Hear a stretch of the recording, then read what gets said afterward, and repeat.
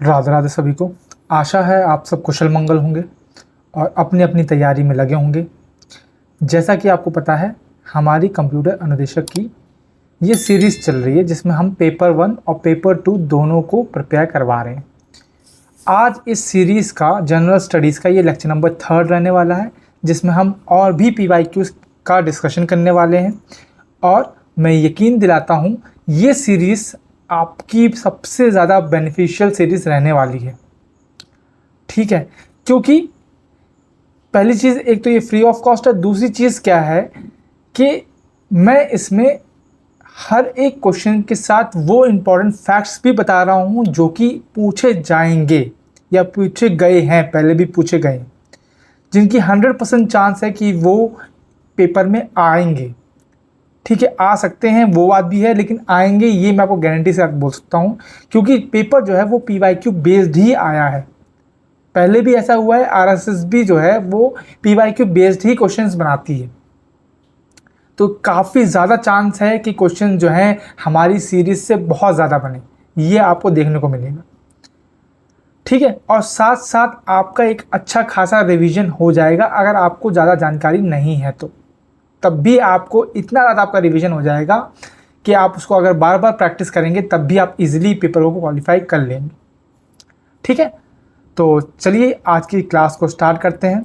आगे बढ़ेंगे तो जो हमारा थीम है, जैसी धारणा वैसे आप, you become what you believe in. जैसा आप सोचते हैं वैसा आप बनते हैं, इसलिए हमेशा जो है अपने बारे में पॉजिटिव सोचिए।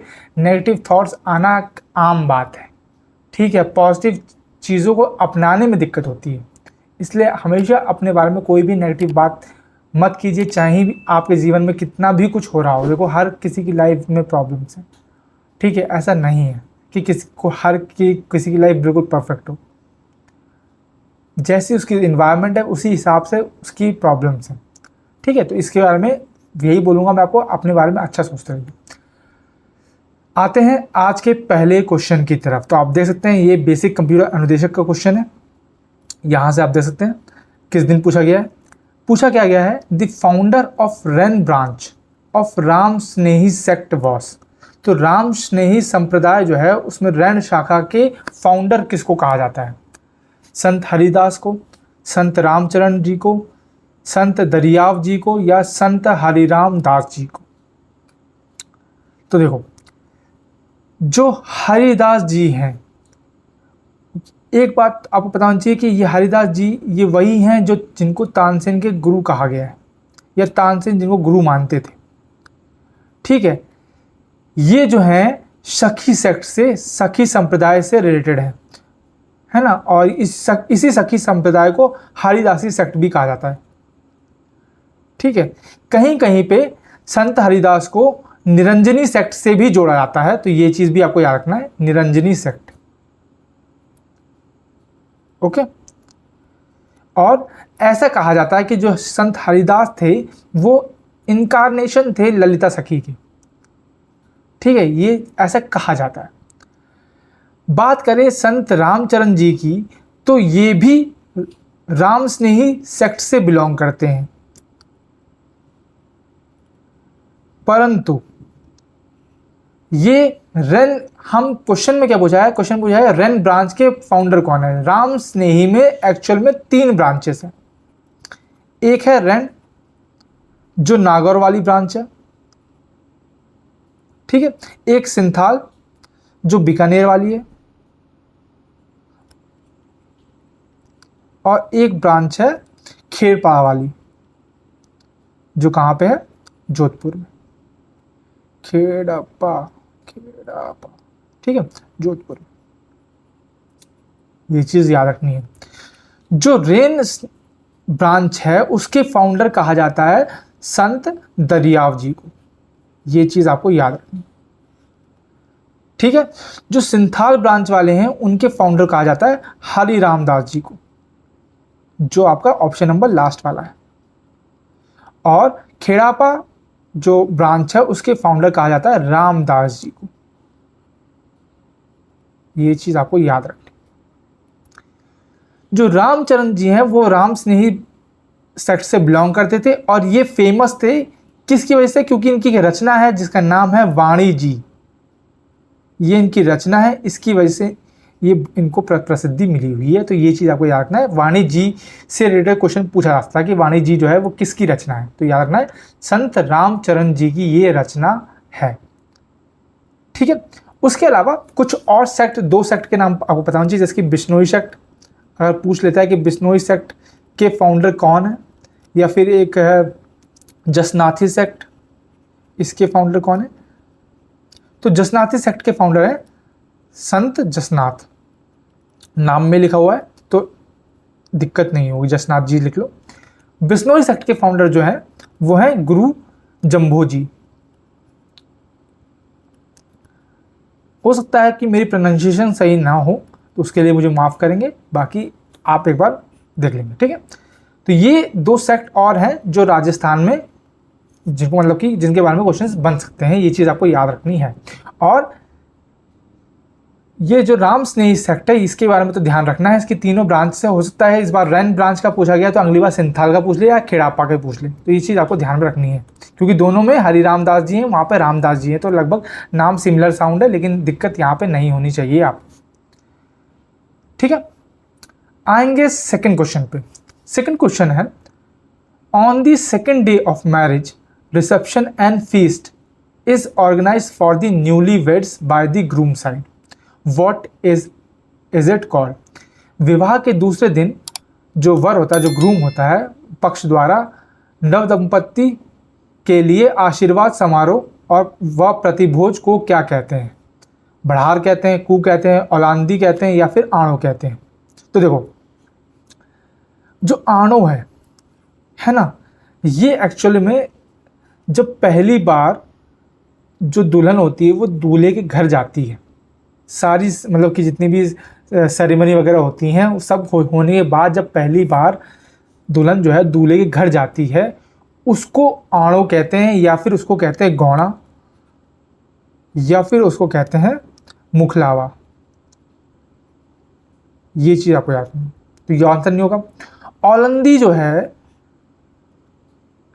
जब दुल्हन जो है नए घर में जाती है तो साथ में एक छोटी बच्ची या फिर कोई लड़की साथ में जाती है, उसको मतलब कि एक तरह से अटेंडेंट के तौर पे या फिर जाती है, उसको औलंदी कहते हैं।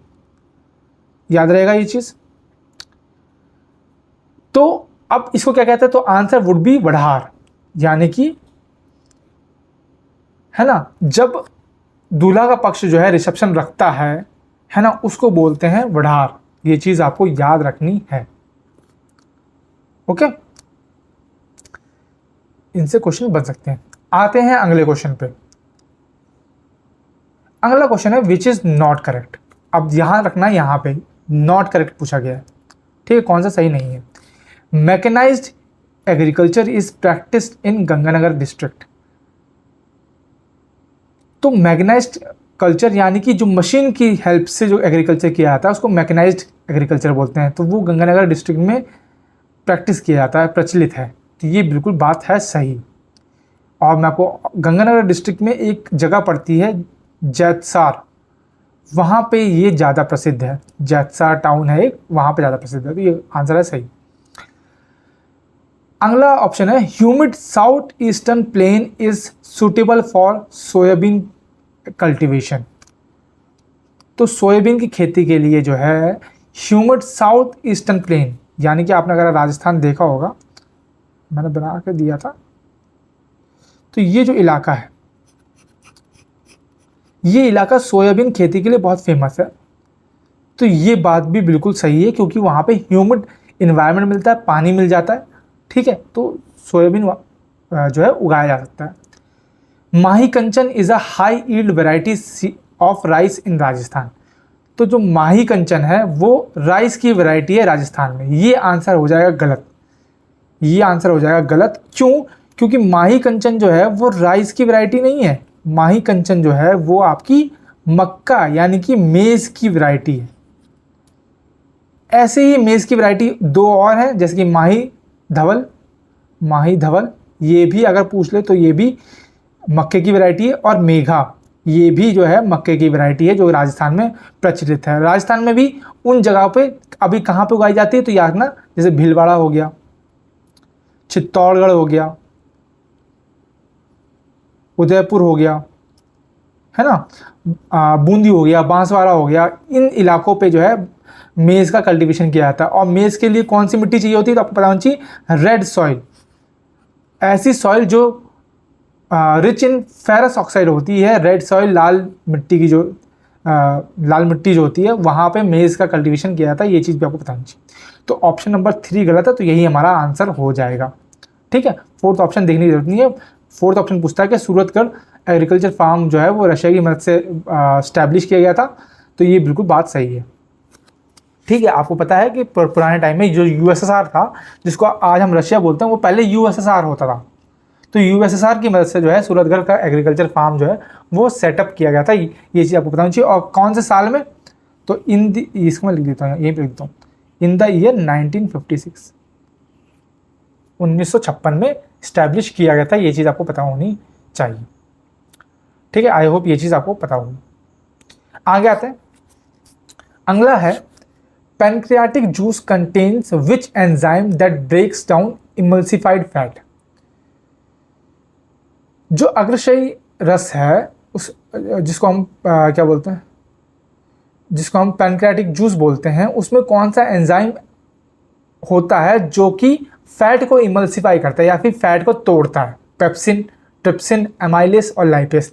मैंने आपको बताया था, अगर आपने मेरा पेपर 1 का एनालिसिस वाला वीडियो देखा होगा जहाँ पे मैंने बताया कि कौन से सब्जेक्ट से जो है क्वेश्चंस बने हैं, तो वहाँ पे मैंने बताया था कि 8 क्वेश्चन जो हैं वो बायोलॉजी से पूछे गए हैं। साइंस के अंदर सिर्फ एक फिजिक्स को पूछा गया है, तो 8 क्वेश्चन जो है वो भी ईजी पूछे गए हैं। यहाँ पे जो है एलिमेंट्री कैनाल की बात की गई है। एलिमेंट्री कैनाल जो है वो रास्ता होता है बॉडी में जहाँ से खाना जो है पहुँचता है, स्टार्ट होता है और एंड हो जाता है एक तरह से वो। अब मैं यहाँ पे आपको डायग्राम के थ्रू समझाता हूँ। तो यहाँ पे आप देखो, खाना मुँह से जाता है, यहाँ से फूड और वाटर गया। सबसे पहले मुंह में हम चबाएंगे, जो हमारा थूक होगा जिस है ना, उसमें होता है सलाइवरी ग्लैंड। ठीक है, और ये सलाइवरी ग्लैंड जो है ये एक एंजाइम रसायन रिलीज करता है जिसको हम बोलते हैं एमाइलेस। ये एमाइलेस क्या करता है, ये 2 काम करता है। पहली चीज़, जो आपके खाने में स्टार्च होता है उसको तोड़ता है और उसको मेल्टोस में कन्वर्ट करता है। दूसरी चीज़, जो बड़े बड़े टुकड़े होते हैं, है ना, ये जो कॉम्प्लेक्स फूड होता है उसको सिंपल शुगर में ब्रेक करता है। तो कॉम्प्लेक्स को सिंपल शुगर में ब्रेक करता है, ये चीज़ आखिरी। फिर वो आहार नली से, जिसको हम बोलते हैं ईसोफेगस, वो खाना जो है पेट में पहुंचता है। और जो ये खाना यहाँ से ये पेट में पहुंचा, इस प्रोसेस को बोलते हैं, क्या बोलते हैं, पेरिस्टालसिस। पेरिस्टालसिस इस मतलब ये वो प्रोसेस है जिसमें ईसोफेगस के जरिए खाना जो है मुंह से पेट में पहुंचता है। ठीक है, अब पेट में आता है। पेट जो है वो 2 चीज़ें रिलीज करता है, एक है HCl, हाइड्रोक्लोरिक एसिड, और एक एंजाइम है जिसको हम बोलते हैं पेप्सिन। अब आप बोलेंगे कि जो HCl होता है वो तो एसिडिक होता है नेचर का। ठीक है, तो HCl क्या करता है, ये पूरे इन्वायरमेंट को, ये जो पूरा यहाँ का माहौल है ये एसिडिक बना देता है। ठीक है, ये तो याद रखना, पेप्सिन जो है वो एसिडिक मीडियम में, एसिडिक माहौल में काम करता है। पेप्सिन का काम क्या है, पेप्सिन खाने में जो प्रोटीन होता है उसको तोड़ता है और उसको कन्वर्ट करता है अमीनो एसिड में। हर एक चीज़ आप ध्यान से सुनते जाइएगा क्योंकि यहाँ से क्वेश्चन बन सकते हैं। बायो से 8 क्वेश्चन बने, ये मैं आपको बता दूँ। तो यहाँ से क्वेश्चन बन सकते हैं और बनेंगे। तो ये सारी चीज़ें आप ध्यान से सुनते जाइएगा, हर एक चीज़ इंपॉर्टेंट है। अब पेट में एसिड है तो हम जलते क्यों नहीं है, क्योंकि एसिड तो अच्छा खासा स्ट्रॉन्ग एसिड है ना, तो वो इसलिए नहीं जलते क्योंकि स्टमक के बाहर मतलब बाउंड्री पे ये लाइनिंग होती है, इसको प्रोटेक्शन कवर बोल लो आप। जैसे मोबाइल में आप टेम्पर लगाते हो प्रोटेक्शन ग्लास, वैसे ये कवर होता है। इसको बोलते हैं म्यूकस मेम्ब्रेन। क्या बोलते हैं, म्यूकस मेम्ब्रेन। ये क्या करता है, ये आपके बॉडी को ये HCl एसिड से या फिर आपके पेट को HCl एसिड से बचाता है। तो ये चीज़ आपको रखनी है। फिर पेट के यहाँ पे ही होती हैं एक मसल, जिनको यहाँ पे नाम मेंशन नहीं कर रखा, उसको बोलते हैं हम स्पिंटर मसल। Sphincter muscle.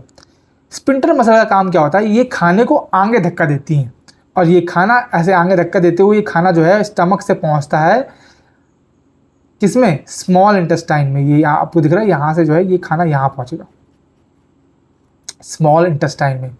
और जो खाने में जो न्यूट्रिएंट्स होते हैं, है ना, जो विटामिन्स होते हैं, मिनरल्स होते हैं, सारा जो है एब्जॉर्ब, बॉडी एब्जॉर्ब करती है, वो कहाँ होता है, वो स्मॉल इंटेस्टाइन में होता है। इसलिए स्मॉल इंटेस्टाइन को मेजर साइट ऑफ एब्जॉर्प्शन भी बोलते हैं, क्योंकि सारा जैसे जो खाने में जो काम हो रहा है तो 80 से 70% काम जो है वो स्मॉल इंटेस्टाइन में होता है, तो इसलिए इसको मेजर साइट बोलते हैं। ठीक है, अब मेजर साइट जो स्मॉल इंटेस्टाइन है इसकी हेल्प करते हैं हमारे दो ऑर्गन, जिसको हम बोलते हैं लीवर और पैनक्रियास। ये आप यहाँ पे देख सकते हैं, ये लीवर है और ये पैनक्रियास है। ये दोनों जो है स्मॉल इंटेस्टाइन को खाने को एब्जॉर्व करने में हेल्प करते हैं। कैसे करते हैं, लीवर, पहली बात तो लीवर देखो आपका डार्क ब्राउन कलर का होता है ना, और क्यूफल सेल्स से मिलके बना होता है। ठीक है, लीवर जो है वो रिलीज करता है गॉल ब्लैडर के अंदर, जिसको हम बोलते हैं बाइल जूस। अभी जो HCl था ये आपका एसिडिक था, ये आसपास के माहौल को एसिडिक बना रहा था। जो बाइल जूस होता है ये बेसिक होता है, ये आसपास के माहौल को बेसिक बना देता है। तो ये जो है ये गॉल ब्लैडर जो है ये बाइल जूस फेंक के मारता है कहाँ पे, लार्ज इंटेस्टाइन में, जो यहाँ के माहौल को पूरा बेसिक बना देती है। ठीक है, और ये बाइल जूस एक और चीज़ में हेल्प करता है। ये क्या, किस में हेल्प करता है, ये हेल्प करता है डिटॉक्सिफिकेशन में। डिटॉक्सिफाई करता है हार्मफुल सब्सटेंसेस को, जो आपकी बॉडी के लिए हार्मफुल है उसको ये छांट देता है। ठीक है, ये दो काम करता है। अब इसने माहौल क्या करते हैं, बेसिक बना दिया। यहाँ पे जो है पैनक्रियास अब काम करते हैं। पैनक्रियास में दो एंजाइम्स होते हैं, एक को हम बोलते हैं ट्रिप्सिन, एक को हम बोलते हैं लाइपेज। लाइपेज और ट्रिप्सिन ये आपको याद रखना है। ये दोनों जो हैं अब ये स्मॉल इंटेस्टाइन में हेल्प करते हैं। किस तरह से, जो ट्रिप्सिन होता है ये आपका प्रोटीन को अमीनो एसिड में ब्रेक करता है। अब आप बोलेंगे कि क्या बोलते हैं, पेप्सिन भी तो यही कर रहा था, पेप्सिन भी हमारा यही कर रहा था। बस याद रखना है कि पेप्सिन जो है वो एसिडिक मीडियम में काम कर रहा था, ट्रिप्सिन जो है वो बेसिक मीडियम में काम करेगा। बेसिक किसने बनाया है, बाइल जूस ने बनाया। लाइपेज क्या करता है, देखो बाइल जूस एक और काम करता है, ये फैट का इमल्सिफिकेशन भी करता है, फैट को तोड़ता भी है ना, और उसको और छोटे टुकड़ों में तोड़ने के लिए वहां पे हेल्प करता है लाइपेज, जो यहाँ पे ब्रेक डाउन ऑफ फैट करता है। ठीक है, ब्रेक डाउन ऑफ फैट। तो ये दो एंजाइम जो हैं ये एक्ट करते हैं स्मॉल इंटेस्टाइन में। ये चीज आपको करना है। स्मॉल इंटेस्टाइन में एक हाथ नुमा या फिर कह लो या हैंड लाइक स्ट्रक्चर होते हैं, फिंगर लाइक प्रोजेक्शंस होते हैं, उनको हम बोलते हैं विली। ये क्या बोलते हैं, एब्जॉर्प्शन में हेल्प करते हैं। जैसे अगर ज़्यादा चीज़ हमें एब्जॉर्ब करनी तो ये अपना एरिया बड़ा कर लेते हैं, कम चीज़ एब्जॉर्ब करनी तो अपना एरिया छोटा कर लेते हैं। अपने आप को मतलब अपने शेप को ऊपर बड़ा छोटा करता है ताकि एब्जॉर्प्शन हो सके न्यूट्रिएंट्स का। उसके बाद जो है जो बचा कुछ चीज़ है वो जाती है लार्ज इंटेस्टाइन में। लार्ज इंटेस्टाइन आपकी एक क्या बोलते हैं छोटी होती है स्मॉल इंटेस्टाइन से, ये चीज़ आती है। लार्ज इंटेस्टाइन में दो पार्ट्स होते हैं जो इंपॉर्टेंट हैं, जो आपको जानने हैं। एक होता है कोलोन और एक होता है आपका सीकम। कोलोन क्या करता है, जो वाटर होता है उसको एब्जॉर्ब कर लेता है, जो खाने में पानी होता है जो मतलब कि यूजफुल होता है वो उसको एब्जॉर्ब कर लेता है। सीकम जो है न्यूट्रिएंट्स एब्जॉर्ब कर लेता है और फिर जो है रेक्टम की मदद से जो है वो जो पानी अनयूज्ड है वो निकल जाता है या फिर जो वेस्ट है वो निकल जाता है। इस तरह से आपका जो है पूरा एलिमेंट्री कैनाल जो है वो काम करता है। ये चीज़ आपको पता होनी चाहिए, याद रहेगा।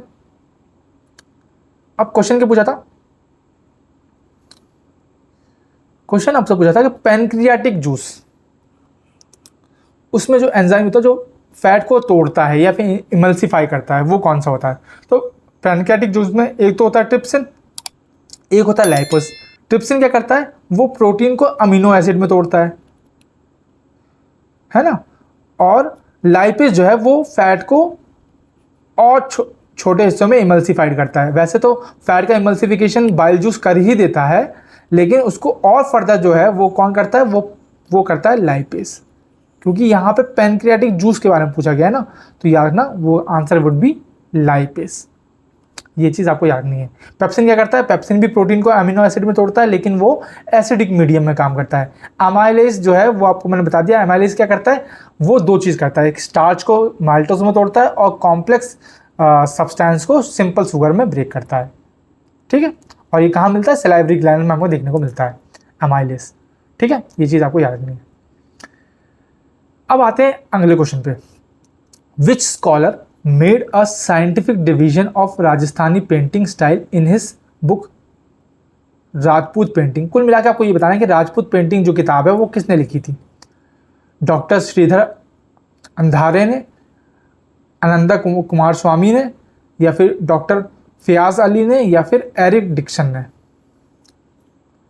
डिकिंसन ने सॉरी। तो देखो, एरिक डिकिंसन की बुक आपको जो याद रखनी है वो याद रखनी है, उन्होंने भी पेंटिंग के ऊपर बुक लिखी थी, लेकिन उसका नाम था किशनगढ़ पेंटिंग। ठीक है, तो इसके बारे में भी क्वेश्चन बन सकता है, पर याद रखना है किशनगढ़ पेंटिंग का अगर मैं पूछता तो एरिक डिकिंसन आंसर हो जाता। यहाँ पूछा गया कि राजपूत पेंटिंग जो है वो किताब किसने लिखी है, तो वो लिखी है आपकी आनंद कुमार स्वामी ने। ठीक है, तो ये चीज़ आपको याद रखनी है। आपकी बुक में दिखा देता हूँ, ये आपकी बुक है, तो आप देख सकते हैं ये राजपूत पेंटिंग के ऊपर ये बुक है, और ये किसने लिखी है? आनंद कुमार स्वामी ने। ठीक है, आपको लग रहा होगा कि ये क्या बोलते हैं, ये थोड़ा सा साउथ का नाम है, लेकिन ऐसा नहीं है। एक्चुअली में ये कुमार लिखा गया। अब कुमार ऐसे लिखते हैं, है ना, उस टाइम में शायद ऐसे लिखते थे। जैसे अब चौहान कैसे लिखते हैं? आप चौहान ऐसे लिखते हैं, पहले कैसे लिखते थे? चौहान ऐसे करके कुछ लिखते थे। ठीक है, तो बस ये नाम का फर्क है, ये कंफ्यूज नहीं होना। ठीक है, आगे आते हैं। Who is the brand ambassador of Beti Bachao Beti Padhao campaign in Rajasthan? तो राजस्थान में जो बेटी बचाओ बेटी पढ़ाओ कैंपेन हुआ था, अभियान हुआ था, उसकी एम्बेसडर किसको बनाया गया था? कौन थी? सारिका गुप्ता, अवनी लेखरा, मिथाली राज, गुलाबो सपेरा। तो अब देखो याद रखो, ये सारे के सारे जो हैं राजस्थान से रिलेटेड नाम है। गुलाबो सपेरा जो है आपकी बहुत ही इंपॉर्टेंट कंपोनेंट हो जाते हैं। ठीक है, क्यों? क्योंकि इनको पद्मश्री मिल रखा है 2016 में, और आपको बताना है कि ये किस इंस्ट्रूमेंट से संबंधित हैं, कौन सा यंत्र बजाते हैं, मुझे कमेंट सेक्शन में लिख के बताइए, क्योंकि गुलाबो सपेरा जो है बहुत फेमस है। मिथाली राज को आप जानते हैं कि पहले जो है ये वुमेन क्रिकेट टीम की कैप्टन रह चुकी हैं, अब इन्होंने रिटायरमेंट ले लिया है। तो क्या ये आंसर है? नहीं, the answer is Avani Lekhara. Avani Lekhara आपको पता होनी चाहिए, ये जयपुर से बिलोंग करती हैं, पहली चीज़। दूसरी चीज़, ये पहली इंडियन वुमेन थी जिन्होंने पैरालंपिक में गोल्ड जीता है, फर्स्ट इंडियन वुमेन। इसलिए इनका नाम जो है इंपॉर्टेंट हो जाता है, to win a gold in Paralympic. और कौन सा वाला? टोक्यो वाला। तो ये चीज़ आपको याद रखनी है, ओलंपिक इवेंट। अब सेकंड सवाल ये बनता है कि अवनी लेखरा किस स्पोर्ट से संबंधित है? याद रखना, ये राइफल यानी शूटिंग से संबंधित है। इन्होंने जिस इवेंट में जीता था तो वो था 10 मीटर एयर राइफल। तो ये चीज़ आपको पता होनी चाहिए, और याद रखना ये पैरालंपिक में जीती हैं। ठीक है, ये उनकी फ़ोटो है, ये आप देख सकते हैं, ये अवनी लेखरा है, ये राजस्थान के जयपुर जगह से बिलोंग करती हैं। इनका नाम याद रखना, और किससे रिलेटेड है? शूटिंग से रिलेटेड है, ये भूलना नहीं, क्योंकि इसके बारे में सवाल पूछा गया था, पूछा जाता है। क्योंकि पिछली बार किससे पूछा था? पिछली बार अगर आपको याद होगा तो शूटिंग का एक कंपोनेंट पूछा था, उसका नाम बताइए, पिछले वीडियो में ही मेंशन था, है ना, कि आपको बता राजस्थान के थे वो, जिनके बारे में पूछा गया था कि फलाना जो है वो किस स्पोर्ट से संबंधित है, तो शूटिंग आंसर था उसका। अगर आपने ध्यान से पढ़ा, ध्यान से पिछली वीडियो देखी है, तो अगर आपको याद है तो। आगे आते हैं। सर्वोत्तम विलास, गजविलास और जवाहर विलास जो हैं वो किस किले में स्थित हैं, या फिर किस किले से रिलेटेड हैं? सर्वोत्तम विलास, गजविलास, जवाहर विलास। क्या वो जालौर फोर्ट से हैं? क्या वो मेहरानगढ़ फोर्ट से हैं, सुनारगढ़ फोर्ट से हैं, या फिर बाला किला से हैं? अच्छा, क्या आपको पता है ये जो बाला किला है ये किस फोर्ट का नाम है, किस किले का नाम है? तो याद रखना ये अलवर फोर्ट का नाम है। अलवर का जो किला है उसको ही बाला किला कहा जाता है। ठीक है, तो तो सर्वोत्तम विलास, गजविलास और जवाहर विलास जो है वो किस किले में है? तो याद रखना ये सुनारगढ़ का किला है, उसमें है, ये याद रहेगा। और सुनारगढ़ का किला जो है वो कहाँ पे है? तो याद रखना जैसलमेर में है, जैसलमेर में है। किसने बनवाया था? जैसा, याद है, जैसा राजा हुए किसके? भाटी राजपूत किंग हैं ये, जिन्होंने जैसलमेर का किला बनवाया था, जिसका नाम रखा गया सोनागढ़ फोर्ट। और कब बनवाया था? तो याद रखना 1156 में बनाया था। 1100 में ही आपको पता है तराइन का युद्ध हुआ था। ये क्या बोलते हैं, पृथ्वीराज चौहान याद है, मोहम्मद गौरी कुछ याद है, 2 तराइन के बैटल हुए हैं। चलो उसके बारे में हम बात करेंगे। ये आपका किला है, सोनारगढ़ का किला है। ठीक है, अच्छा थोड़ा सा और मैं यहाँ पे बता देता हूँ। यहाँ पे मैं जालौर फोर्ट के बारे में भी थोड़ा सा आपको बता देता हूँ और मेहरगढ़ फोर्ट के बारे में भी बता देता हूँ, क्या पता जो है उनसे क्वेश्चन पूछ ले। तो जालौर फोर्ट जो है वो चौहान रूलर एक हुए जिनका नाम था कान्हा देव, जिन्होंने जालौर के ऊपर रूल किया, उन्होंने बनवाया था। तो याद ना, ऐसे लिखते थे चौहान, ऐसे लिखते थे चौहान रूलर, क्या नाम था? कान्हा देव, इन्होंने बनवाया था, याद रहेगा। मेहरगढ़ की बात करें तो मेहरगढ़ जो है वो आपके राजा राव जोधा ने बनवाया था। किस साल? 1459 में। ठीक है, ये बेसिक चीज़ आपको पता होनी चाहिए। राजा के नाम तो एटलीस्ट याद होनी चाहिए, क्योंकि उनसे सवाल क्वेश्चन पूछ सकता है। आगे आते हैं। Who is called the forgotten hero of Marwar? Marwar का भूला बिसरा नायक किसे कहा जाता है? राव गंगदेव को, महाराजा अजीत सिंह को, राव चंद्रसेन को, या फिर सूर सिंह को? ठीक है, तो फॉरगॉटन हीरो ऑफ मारवाड़ जो है वो कहा जाता है राव चंद्रसेन को, क्योंकि आपको पता है इनकी कहानी जो है पूरी राजस्थान में बहुत फेमस है। ये मारवाड़ के ऐसे राजा थे जिन्होंने मुगलों के सामने घुटने टेकने से मना कर दिया था। और ये आपको पता चाहिए इनके पिताजी का नाम क्या था? क्या बोलता, मलदेव। राव मलदेव इनके पिताजी का नाम क्या था? राव मलदेव के 6वें बेटे थे ये, 6th। ठीक है, इनके बेटे का नाम था, इनके बेटे का नाम भी पता होना चाहिए, उदय सिंह इनके बेटे का नाम है। ठीक है, और ये मारवाड़ के राजा थे जिन्होंने मुगलों के सामने जो है झुकने से मना कर दिया था, झुके ही नहीं थे, और बहुत ही भयंकर, मतलब कि इनकी बहुत ही ज़्यादा प्रसिद्ध है इस तरह से ये समझ लो। अच्छा, जो ये महाराजा अजीत सिंह है ना, ये भी फेमस है। क्यों? इनकी बस एक चीज़ याद रखनी है कि इनकी जो आइडियोलॉजी थी वो, मतलब कुछ साल बाद आते हैं महाराणा प्रताप, आपको पता होगा, बहुत ही फेमस ये मराठी रूलर है ना। इन्होंने महाराणा प्रताप ने अजीत सिंह की आइडियोलॉजी को जो है अडेप्ट किया था, अपनाया था। ठीक है, तो आप समझ सकते हैं कि महाराणा अजीत सिंह जो है कितने, मतलब कि पावरफुल रूलर रहे होंगे कि महाराणा प्रताप ने उनकी आइडियोलॉजी को अपनाया। तो ये चीज़ आपको याद नहीं। ये राव चंद्रसेन राठौड़ है, आप यहाँ पर देख सकते हैं। आखिर थक हार कर अकबर ने कई बार राव चंद्रसेन को पुनः जोधपुर वापस देने और बड़ा मनसबदार बनाने का प्रलोभन दिया, पर स्वतंत्रता प्रेमी राव चंद्रसेन को यह स्वीकार नहीं था। ठीक है, तो ये चीज़ आपको पता होनी चाहिए। इनकी कहानी बहुत फेमस है, लेकिन वो उसके बारे में क्वेश्चन नहीं बनते, नहीं तो मैं आपको बताता पूरी कहानी। बहुत ही मतलब कि फेमस रूलर है राजस्थान की, ये चीज़ आगे आते हैं। Which statement is correct? अच्छा, ये यहाँ पे जो है ये ढक गया है। Sambhar is the largest salt water lake in Rajasthan है, स्टेटमेंट 1। और Sambhar lake is located between 74 degree to 75 degree east longitude. तो कौन सा सही है?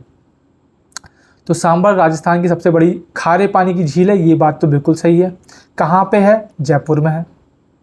और क्या आपको पता है ये सिर्फ राजस्थान की नहीं, ये पूरे इंडिया की सबसे लार्जेस्ट है, इंडिया लार्जेस्ट सलाइन लेक। ये चीज़ आपको याद होनी चाहिए। और इसी वजह से ये एक रामसार साइट भी है। इसको रामसार साइट का दर्जा कब मिला था ये आप मुझे कमेंट सेक्शन में बताएंगे, ठीक है, ओके। और सेकंड क्या था, पहला स्टेटमेंट सही हो गया। रामजार झील जो है 74 डिग्री से 75 डिग्री पूर्वी दिशा में है, ये बिल्कुल से बात सही है। तो दोनों ऑप्शन जो है वो सही हो जाएंगे आपके, both A and B are correct. अब बात हो रही है अगर झील की, तो यहाँ पे आपको राजस्थान की जो फेमस झील है वो आपको पता होनी चाहिए। जैसे कि सांबर झील है, इसका नाम तो मैंने बता ही दिया, जयपुर में है, फुलेरा डिस्ट्रिक्ट पड़ती है, largest inland salt lake in India है, रामसार वेटलैंड है, अभी आपको बताया मैंने। और ये 8 से 8.5% जो है इंडिया का सॉल्ट प्रोड्यूस करती है, ये चीज़ आपको बतानी चाहिए। पंचपद्र जो है वो बाड़मेर में है, ये भी एक खारे पानी की झील है। लंकासार जो है वो बीकानेर में है, पलाया लेक इसको कहा जाता है। डिडवाना की जो झील है वो नागौर में है, और ताल चापर जो है वो चुरू में है। और ताल चापर जो है एक वाइल्ड लाइफ सेंचुरी भी है, अच्छा ये लिखा हुआ है, जो ब्लैक बक यानी कि ब्लैक बक के लिए फेमस है, ये चीज़ आपको पता होनी चाहिए। ये सलाइन लेक की बात होती है, खारे पानी की झील। अगर मैं बात करूँ फ्रेश वाटर लेक्स की, है ना, साफ पानी झीलों की या फिर फ्रेश, तो उसमें आएंगे आपकी आना सागर होगी, पुष्कर होगी, ये दोनों के दोनों जो हैं वो अजमेर में है, ये चीज़ आपको पता होनी चाहिए। जो आना सागर है ये बनाई थी किसने, अर्नोराज चौहान ने, ठीक है। और इसमें बरादरी जो है वो शाहजहां ने बनवाई थी, दौलत बाग जो है वो जहांगीर ने बनवाया था, ये चीज़ आपको पता होनी चाहिए। और पुष्कर को आपको पता है तीर्थराज भी बुलाते हैं, तो ये चीज़ भी एक तरह से फेमस हो गया। और 52 घाट हैं, ये चीज़ आपको पता होनी चाहिए, ठीक है। राजसमंद जो है वो आपको पता है, जो लेक है वो राजसमंद डिस्ट्रिक्ट में है, इसको बनवाया था महाराणा राय राज सिंह ने इन द ईयर 1662 में, ठीक है। जैसामंद जो है उदयपुर में, फतेह सागर भी उदयपुर में, और पिचोला भी उदयपुर में है, ठीक है। पिचोला में आपको पता होनी चाहिए कुछ जो प्लेसेस हैं वहाँ के, जैसे कि उसको बोलते हैं जगनिवास और जगमंदिर और जगनिवास, ये 2 जगह हैं जो पिचोला लेक के किनारे हैं या पिचोला लेक पे हैं, ये चीज़ आपको पता होनी चाहिए, ठीक है। बालसामंड जो है वो जोधपुर में है, और गदसीसर जो है वो जैसलमेर में है, जिसको बनाया था महाराजा गदसी सिंह ने 14वीं सेंचुरी के आसपास।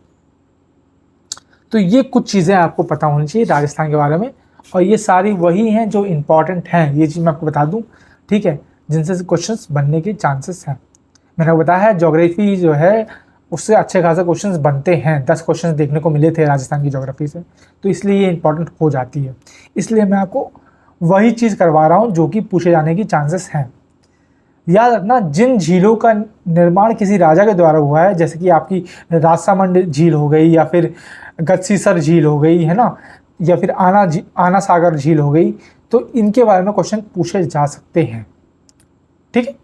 आगे आते हैं, विच ऑर्गेनिज्म कॉसेस द काला आजार डिजीज, जो काला आजार बीमारी है उसका कारण क्या है ये आपको बताना है। प्लाज्मोडियम, अमीबा, लेशमैनिया या प्लेनेरिया। तो देखो, अमीबा और प्लेनेरिया ये दोनों तो आप आपस में कट कर सकते हैं, क्योंकि इन ऑर्गेनिज्म से कोई बीमारी होती ही नहीं है, तो ये दोनों ऑप्शन तो आप आराम से कट कर सकते हैं। बात करें काला आजार की, तो ये होती है आपकी लेशमैनिया से, ठीक है। लेशमैनिया, प्लाज्मोडियम और एक ट्रिपैनोसोमा करके है, मैं यहाँ पे लिख देता हूँ, ये तीनों नाम इंपॉर्टेंट है। ट्रिपैनोसोमा, ये तीनों नाम इंपॉर्टेंट है। क्यों इंपॉर्टेंट है? क्योंकि तीनों के तीनों जो हैं वो प्रोटोजोआ के एग्जाम्पल हैं, ठीक है, ये चीज़ आपको याद रखनी है। और तीनों की बीमारियों के नाम भी आपको पता होना चाहिए, क्योंकि इससे क्वेश्चन बनता है। जैसे लेशमैनिया से जो है वो काला आजार डिजीज बनती है, और इसका कैरियर कौन होता है? उसका कैरियर होता है सैंड फ्लाई। कैरियर यानी कि जो बीमारी, जैसे मतलब किस कौन मतलब कि उस बीमारी को कैरी करके लेके जाता है, तो वो सैंड फ्लाई है। प्लाज्मोडियम से आपका मलेरिया होता है, ठीक है, और मलेरिया का कैरियर कौन होता है? तो वो आपको पता होना चाहिए, इसका नाम है फीमेल एनोफिलीज मस्कीटो। आपको पता है कि मच्छर से जो है मलेरिया होता है, लेकिन वो मच्छर वो एक लेडीज मच्छर होती है, और उसका नाम होता है फीमेल एनोफिलीज मॉस्किटो। ये चीज़ आपको बताना चाहिए। और पता कैसे चलता है कि हमको मलेरिया है कि नहीं है? तो उसके लिए एक टेस्ट किया जाता है जिसका नाम है वाइवैक्स टेस्ट। ये चीज़ आपको पता होनी चाहिए। ऐसे ही ट्रिपैनोसोमा से एक बीमारी होती है जिसको हम बोलते हैं स्लीपिंग सिकनेस, है ना। इंसान जो है वो सोता रह जाता है, वैसा वाला स्लीपिंग सिकनेस, ठीक है। और इसका जो कैरियर है उसकी मक्खी का नाम है तसे तसे या फिर सेसे फ्लाई, ये चीज़ आती है, ये इसका कैरियर होता है। तो ये 3 जो हैं ये इंपॉर्टेंट हो जाते हैं। ऐसे ही कुछ आपको और पता होना चाहिए जिसकी जैसे वायरस से होने वाली बीमारी, जैसे वायरस से आपको पता है इन्फ्लुएंजा होता है ना। वायरस से ही आपका डेंगू होता है। अच्छा, डेंगू भी मच्छर की वजह से होता है, लेकिन उस मच्छर का नाम भी अलग है। उस मच्छर को हम बोलते हैं female Aedes इजिप्टी, female Aedes इजिप्टी mosquito, ये वो मच्छर का नाम है जिससे जो है डेंगू होता है। याद रखना, ये जो है ये भी फीमेल मच्छर है। ऐसे ही वायरस से आपका स्मॉल पॉक्स होता है। स्मॉल पॉक्स आपको पता है छोटी माता जिसे हम बोलते हैं हिंदी में, और इसकी वैक्सीन किसने बनाई थी, तो याद रखना एडवर्ड जेनर ने, ये नाम याद रख लेना, एडवर्ड जेनर ने इसकी वैक्सीन बनाई थी। ऐसे ही वायरस से आपका एड्स भी होता है ना। और एड्स जो है कौन सा वायरस होता है, HIV वायरस होता है। और कैसे पता चलता है कि हमें एड्स है, तो उसके लिए टेस्ट होता है जिसको हम बोलते हैं एलिसा टेस्ट, याद रहेगा। ऐसे ही पोलियो भी एक वायरस की वजह से होता है ना। और पोलियो की वैक्सीन किसने बनाई थी, तो याद रखना जोनास सॉल्क ने। ये सब मैं आपको बता रहा हूँ, ये इंपॉर्टेंट है, ये चीज़ रखना है।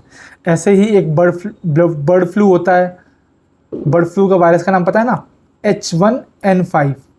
अब आप बोलेंगे कि हमने तो H1N1 सुना है, तो H1N1 से जो है वो स्वाइन फ्लू होता है, याद रहेगा। बर्ड फ्लू जो है वो H1N5 से होता है। तो बस ये कुछ बेसिक चीज़ें हैं जो आपको पता होनी चाहिए, जिसके बारे में क्वेश्चन बन सकते हैं, क्योंकि अभी आपने देखा कि बीमारी से क्वेश्चन बना है, ठीक है। अब आगे आते हैं। On 26 January 2022 Rajasthan governor Shri क्या बोलते हैं Kalraj Mishra led the foundation stone of a constitution park at dash Raj Bhavan Jaipur में, city palace Udaipur, Brij Vilas palace Kota, या फिर उम्मेद पैलेस जोधपुर।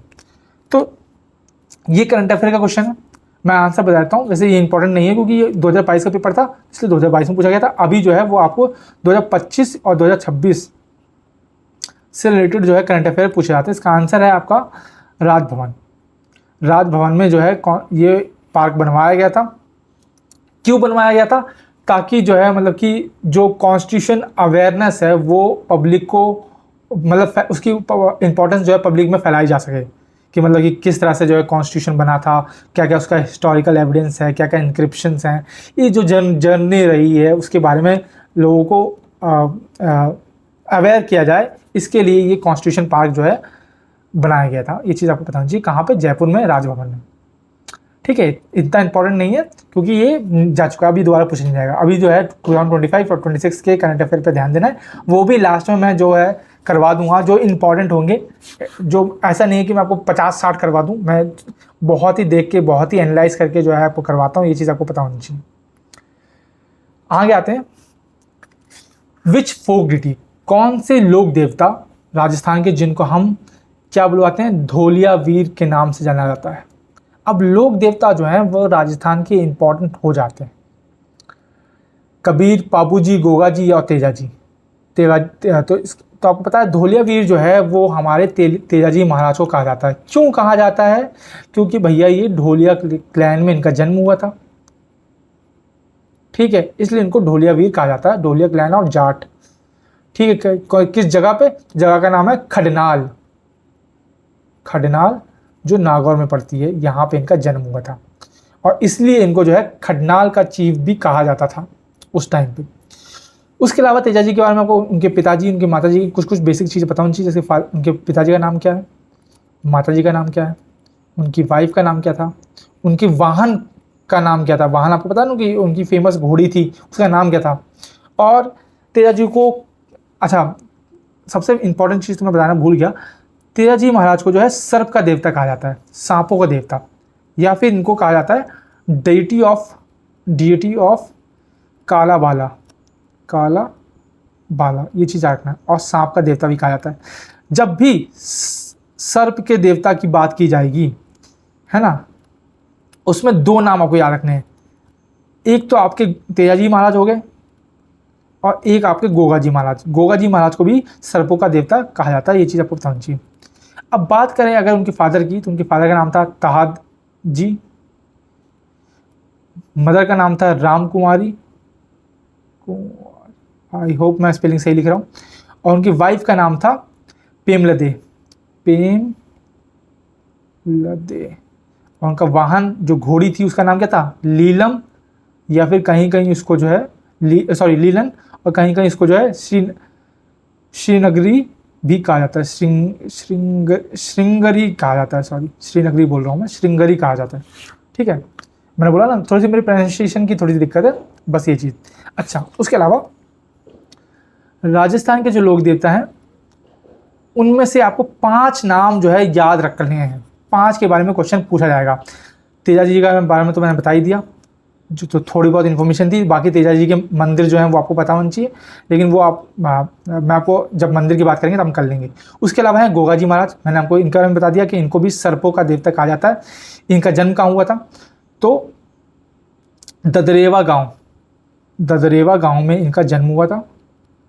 ठीक है, इनके पिता का नाम था जेवर सिंह, मैं लिखते जाऊँगा, आप समझते जाइएगा। इनकी माता का नाम था बाचलदे, और इनके वाहन, तीसरी चीज़ है इनके वाहन, इनका वाहन जो है वो नीला घोड़ा था।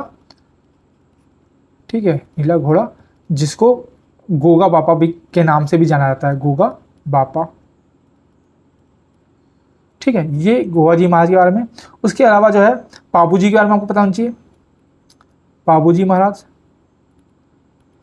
महाराज का जन्म कहाँ हुआ था, तो कोलू मंड में हुआ था, कोलू मंड। ठीक है, इनके पिताजी का नाम क्या था, तो धांधल सिंह राठौड़। आई होप कि मैं स्पेलिंग सही लिख रहा हूँ। ठीक है, बाकी आप चेक कर लेंगे। धांधल, वैसे स्पेलिंग कौन चेक, एमसीक्यू में स्पेलिंग कौन लिखता है, वही चीज़ है राठौड़। आई होप कि आप कर लेंगे। माता का नाम था केलमदे। ठीक है, और इनके वाहन का नाम क्या था, उनका नाम केसर कालमी या कलमी, जो भी आप बोल लो, वो उनके क्या बोलते हैं, उसका नाम था, वाहन का नाम। ठीक है, उसके अलावा एक जो है रामदेव जी महाराज जो है, मैं लिखता हूँ, उनके बारे में पता होना चाहिए। ठीक है, उनके बारे में मैंने क्वेश्चन डाला है तो हम वहाँ पर डिस्कस कर लेंगे। और एक और देव नारायण जी, उनके बारे में भी पता होना चाहिए। देव नारायण जी, ये कुछ मतलब कि ऐसा नहीं है कि ये सिर्फ यही लोक देवता फेमस है, पर मैंने ज़्यादातर इनके बारे में क्वेश्चन देखे हैं, इसलिए मैं बोल रहा हूँ कि ये 5 देवता तो आपको पता होने ही चाहिए। ठीक है, जिनके बारे में और इनके मंदिर भी आपको याद करने हैं। ये चीज़ मैं आपको बता दूँ, मंदिर जो है कहाँ कहाँ है, लोकेशन पूछता है। ठीक है, जब हम मंदिर की बात करेंगे तो उसके बारे में मैं थोड़ा सा और आपको बाद में डिस्कस करके बता दूंगा। ठीक है, आगे आते हैं।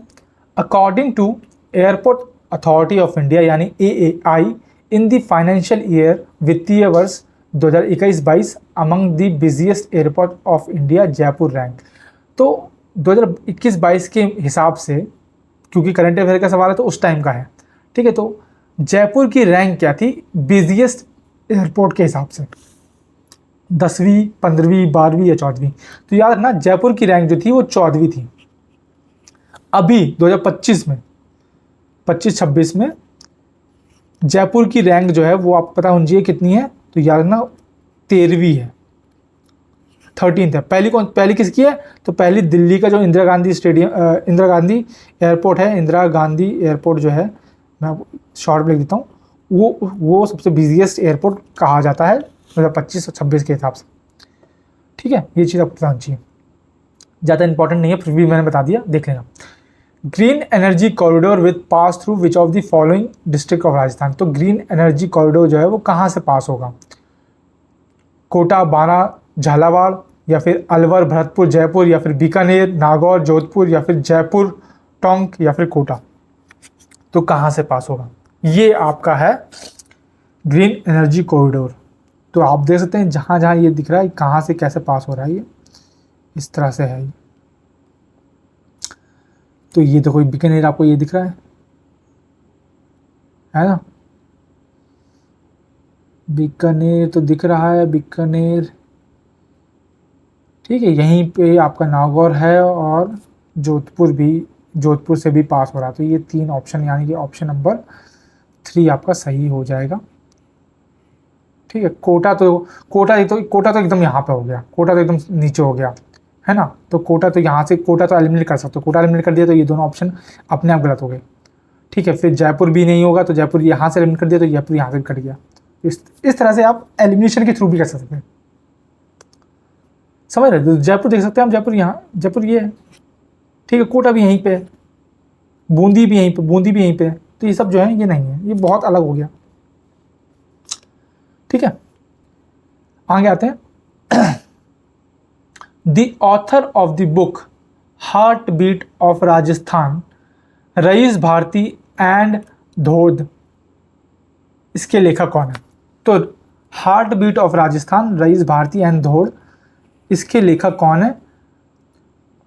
Martin Lecos, Francis Lecos, Govind Prasad Sharma, H E. Emmanuel. तो आप देखो कि लिकोस यहाँ पे है, मतलब कि हो सकता है कि ऑप्शन जो है इन दोनों में होता है। देखो मैं आपको एक ट्रिक बताता हूँ, अक्सर जो सिमिलर ऑप्शन दिखते हैं ना, आंसर उन दोनों में, उनमें ही छुपा होता है। तो सिमिलर नहीं है तो ये आप इसको आराम से एलिमिनेट कर सकते हैं।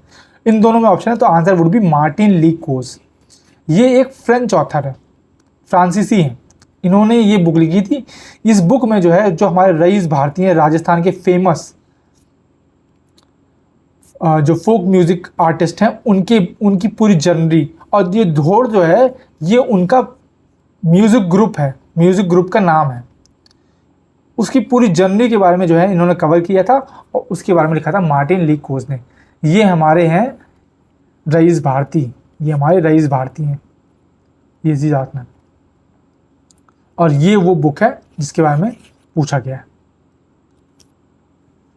ठीक है, आगे आते हैं। Which among the following landform district is not correctly match, not correctly पूछा है। ठीक है, नॉट करेक्टली पूछा है।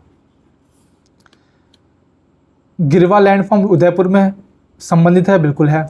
क्या बोलते हैं, बाप बोल्डर जोधपुर, बिल्कुल है। ग्रेट बाउंड्री फॉल्ट बूंदी और सवाई माधोपुर, बिल्कुल है।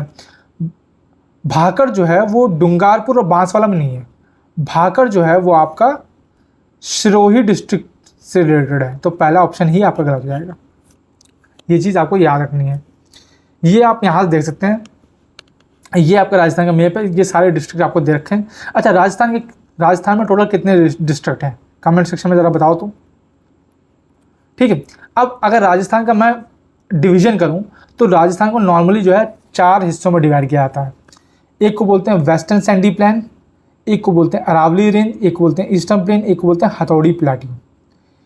वेस्टर्न सैंडी प्लेन जो है वो थार डेजर्ट, ये वाला जो इलाका है, ये जो इलाका है जिसमें आपका जैसलमेर आ गया, है ना, क्या बोलते हैं, बीकानेर आ गया, ये चूरू आ गया, ठीक है, बाड़मेर आ गया, ये जो है आपका इलाका, इसको बोलते हैं वेस्टर्न सैंडी प्लेन, क्योंकि यहाँ पे थार डेजर्ट देखने को मिलता है और यहाँ पे बारिश जो है ना के बराबर होती है। ठीक है, ये चीज़ आपको याद रखनी है। ठीक है, अरावली रेंज जो है वो आपकी, ये जो है सिरोही उदयपुर हो गया ना,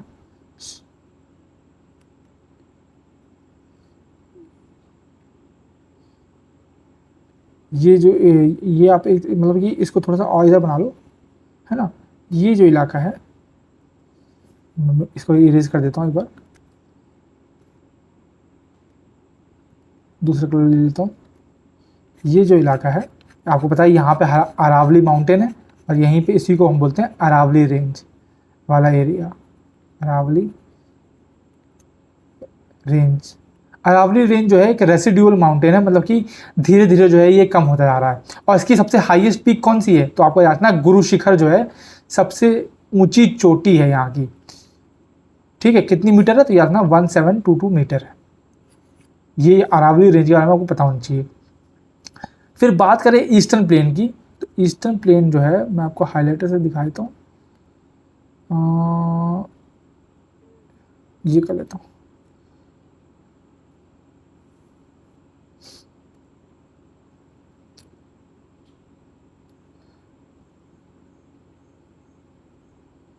ये जो है आपका इलाका,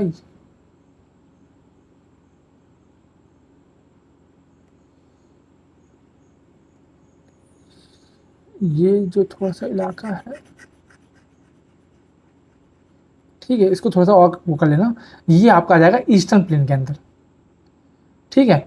और जो बच गया आपका ये जो इलाका है, ये आपका आ जाएगा हथौड़ी प्लेट्यू के अंदर, ठीक है। मैं इसको लिख देता हूँ। तो ये चीज़ आपको पता होनी चाहिए, ये हथौड़ी प्लेट्यू के अंदर आ जाएगा। और ये याद रखना, ये जो इलाका है ये आपका ब्लैक सॉइल के लिए फेमस है, काली मिट्टी के लिए। काली मिट्टी आपको पता है किसके लिए इम्पोर्टेंट हो जाती है, तो कॉटन कल्टीवेशन के लिए इम्पोर्टेंट है। और ये जो है इलाका, ये आपका एलिवियल प्लेन्स के लिए फेमस है, एलिवियल सॉइल के लिए फेमस है। चंबल जो बानस वाला जो इलाका है, ठीक है, ये वाला, ये तो ये आपका फिजियोग्राफिक डिवीजन है राजस्थान का, थोड़ा थोड़ा आपको याद होना चाहिए। और क्या बोलते हैं, कौन सी मिट्टी कहाँ मिलती है ये भी आपको पता होना चाहिए। आगे आते हैं, मैच द फॉलोइंग, मिनरल्स को माइन से मैच करना है। तो राजमहल की माइंस जो है वो किसके लिए फेमस है, तो आपको पता होना चाहिए कि राजमहल की जो माइंस हैं वो आपकी फेमस है गार्नेट के लिए। तो सी का तो राजमहल हो जाएगा, ठीक है। और सलादीपुर जो है वो पायरेट के लिए फेमस है, तो 3 का ए हो जाएगा और सी का 4 हो जाएगा। 3 का ए, सी का 4, यानी कि ऑप्शन नंबर सी जो है ये आपका सही हो जाएगा। यानी कि रॉक फॉस्फेट का कौन सा हो जाएगा, रॉक फॉस्फेट का हो जाएगा बिरमानिया, और काला गुमान एमराल्ड के लिए हो जाएगा। तो ये आपका ऑप्शन हो जाएगा। इस तरफ से आपको एलिमिनेशन के थ्रू करना था। अगर मैं आप मिनरल्स की बात करूँ तो ये मिनरल मैप आप देख सकते हैं, ठीक है। तो आप ये देख सकते हैं कि ये जो इलाका है यहाँ पे आपको ज़्यादातर जिप्सम देखने को मिलेगा, ठीक है। और जैसे नागौर हो गया आपका, ये झुंझुनू हो गया, ये सब क्या है, ये कॉपर की माइंस है यहाँ पे, ये कॉपर की माइंस है। कॉपर, ये चूरू हो गया ये कॉपर की है, और नागौर हो गया ये जो जोधपुर के पास है, ये आपकी किसकी है, ये आपकी हैं टंगस्टन की, ठीक है। ये चीज़ आपको पता होनी चाहिए। थोड़ा सा मतलब कि आप डिवीजन देख लेंगे तो आपको ऑप्शन को एलिमिनेट करने में आसानी हो जाएगी। आते हैं सेकंड लास्ट 18th क्वेश्चन पे, सॉरी।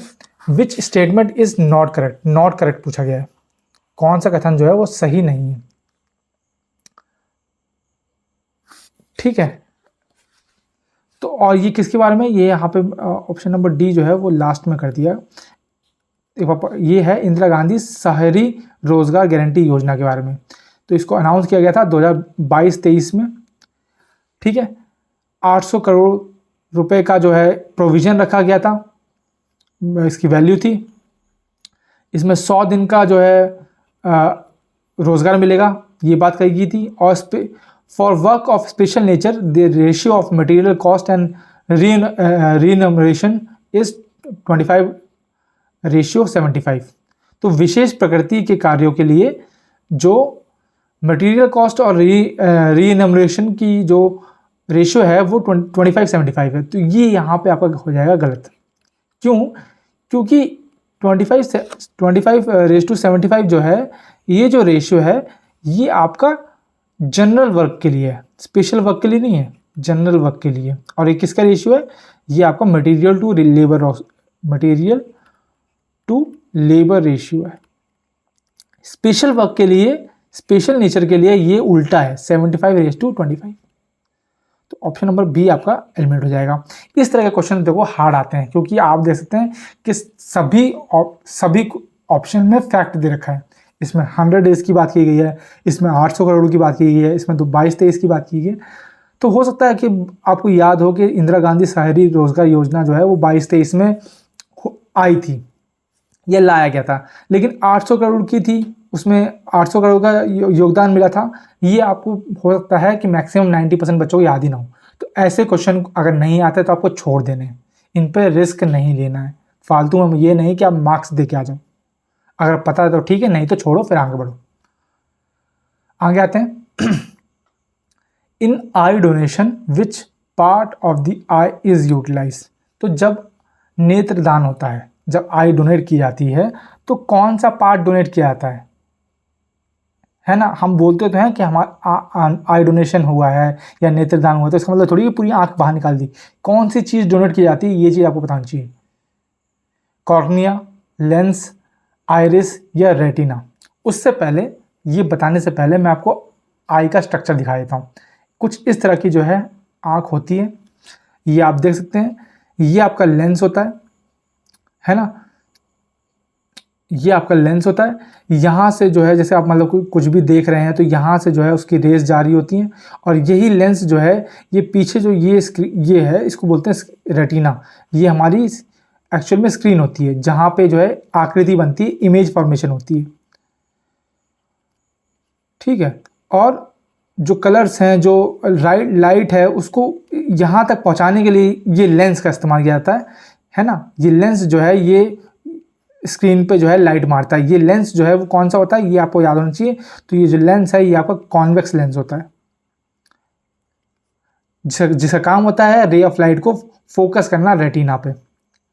ये आप प्यूपिल देख रहे होंगे। प्यूपिल क्या होता है, जो आपकी पुतली होती है, हिंदी में उसको पुतली बोलते हैं, उसको प्यूपिल बोलते हैं। जो आइरिस होता है, आइरिस आप देख सकते हैं, ये लेंस, ये जो है, ये लेंस को पकड़ के रखता है।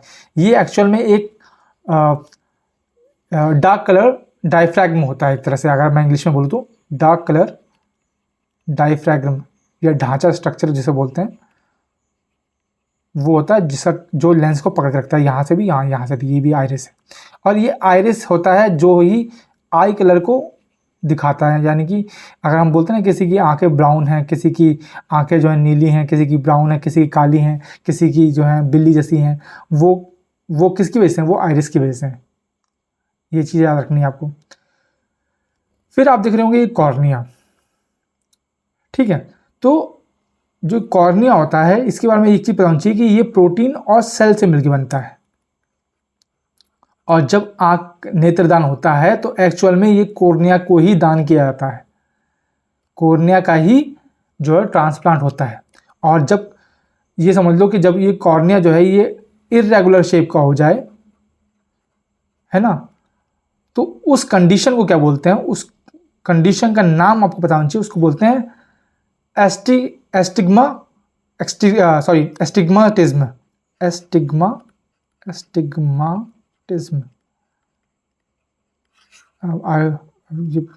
ये नाम आपको, ये कंडीशन आपको याद नहीं है, जब कॉर्निया जो आपका इरेगुलर शेप का हो जाए, एस्टिग्माटिज्म।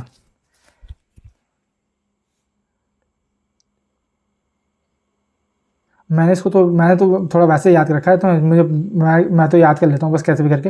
एस्टिग्माटिज्म करके मैंने याद रखा है। एस्टिग्मा मैंने बस सिंपल से एस्टिग्मा याद रखा है, तो जब भी मुझे ऑप्शन मिलता है तो एस्टिग्मा में मैं टिक करके आता हूँ।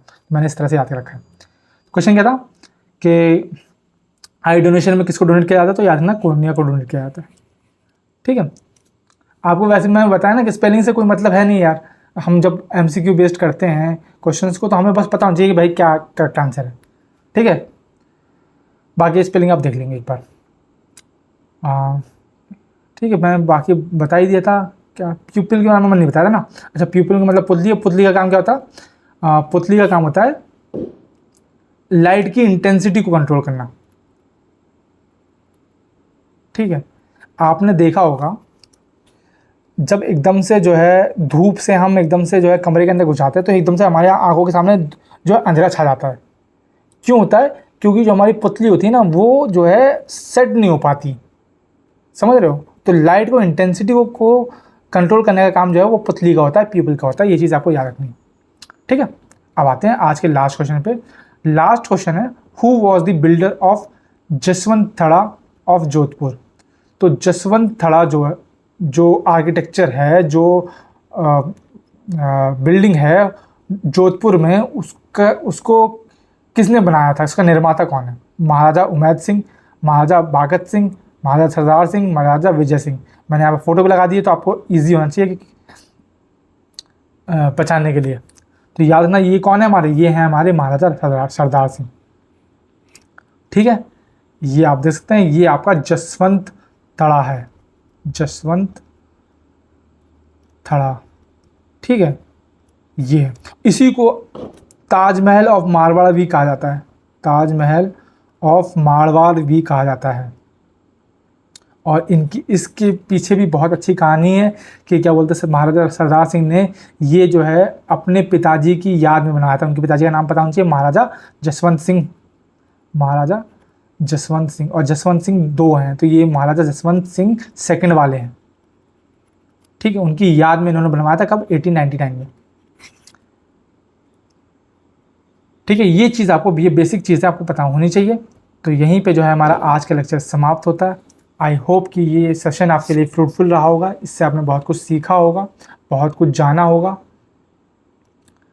ठीक है, और आपको पता है जो हमारी PYQ सीरीज़ चल रही है, बहुत ही फ्रूटफुल है, बहुत सारी हम PYQs को डिस्कस कर रहे हैं, और थोड़ा सा लॉन्ग सेशन हो जाता है। मैं कोशिश करता हूँ कि मैं सोचता हूँ कि मतलब कि अगर मैं छोटे छोटे सेशंस कराऊँ, 30 मिनट्स के सेशंस लूँ, बट उसमें ये है ना कि उसमें हम सिर्फ 10 क्वेश्चन को ही डिस्कस कर पाएंगे। और आप आधा घंटा अगर आप दे रहे हो तो सिर्फ 10 क्वेश्चन डिस्कस करो यार, कोई मतलब नहीं बनता ना। इसलिए मैं 20 क्वेश्चन के सेट लेके आता हूँ, जिसमें मतलब कि आपने देखा होगा लगभग मैं कम से कम 30-40 चीज़ें तो मैं बता ही देता हूँ। तो ये मेरा उद्देश्य यही है कि मैं आपको जो है पूरी इन्फॉर्मेशन दे दूँ, जो आपके पेपर में आने वाली, जो पेपर जिससे आपका पेपर क्लियर होने वाला है, वो सारी इन्फॉर्मेशन मैं दे दूँ। और उसके लिए हमारी ये PYQ सीरीज़ चल रही है, ये आपको ज्वाइन करनी है। हो सके अब तो अपने दोस्तों को भी ज्वाइन करवानी है, उनको भी बताना, उनको भी शेयर करना है, क्योंकि आजकल मतलब कि वही है ना कि मतलब कि सही जो करेक्ट इन्फॉर्मेशन है तो मिल जाएगी, लेकिन भाई जो पेपर में आएगी आपको मतलब सिलेबस वाइज दे देंगे कि भाई ये पढ़ना है, ये पढ़ना है, लेकिन मतलब सिलेबस में क्या आएगा, सिलेबस में तो उतना ही आएगा ना भाई। तो उसी के लिए हमने ये सीरीज़ लेके आई है। तो आई होप कि ये सीरीज़ आपके लिए मीनिंगफुल रहे, इससे आप बहुत कुछ सीखें और आप आराम से अपना एग्ज़ाम जो है क्वालिफाई कर सकें। मिलते हैं अगले वीडियो में, तब तक के लिए राधे राधे सभी को।